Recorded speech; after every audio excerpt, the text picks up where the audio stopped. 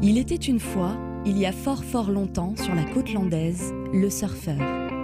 Un être sensible, soucieux de son environnement.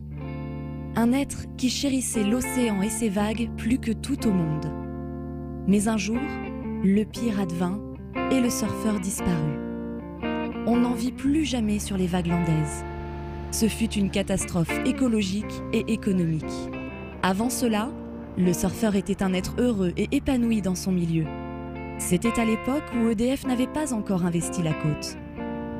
À l'époque où ce projet de site pour stocker du gaz compressé n'avait pas encore germé dans l'esprit des ingénieurs. À l'époque où il n'était pas encore question de créer une canalisation de 40 km qui permettrait d'un côté de puiser de l'eau de mer et de l'autre d'y rejeter les résidus de forage, la saumure. Cette saumure porteuse de tous les maux, celle qui détruira alors la faune et la flore, doucement, insidieusement, sournoisement, jusqu'à leur disparition complète. Le fléau auquel n'échappa pas le surfeur landais.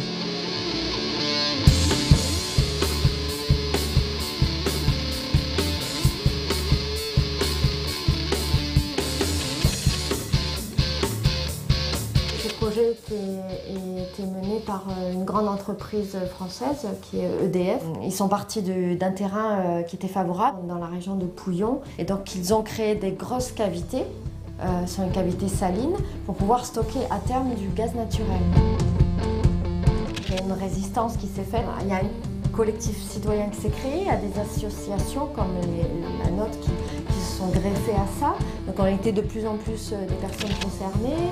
On a ameuté les politiques, la population, on a fait des rassemblements sur la plage, on a alerté les médias, on a vraiment fait en sorte que tout le monde le sache et au final ça n'a pas servi à grand chose. Il ne fallait pas perdre de vue qu'en fait c'était des décisions politiques, géopolitiques et que nous c'était juste une résistance populaire et c'était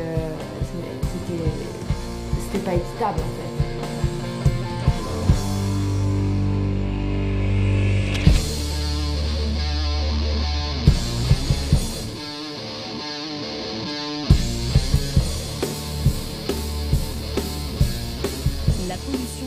Plus belles plages du monde.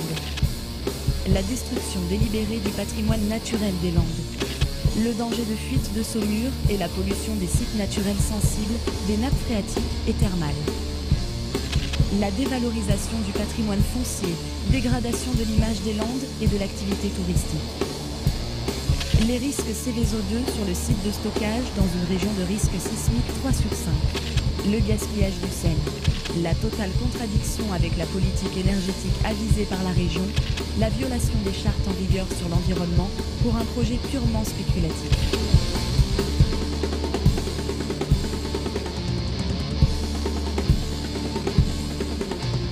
Ce scénario n'est pas une fatalité. Nous avons les moyens de changer les choses.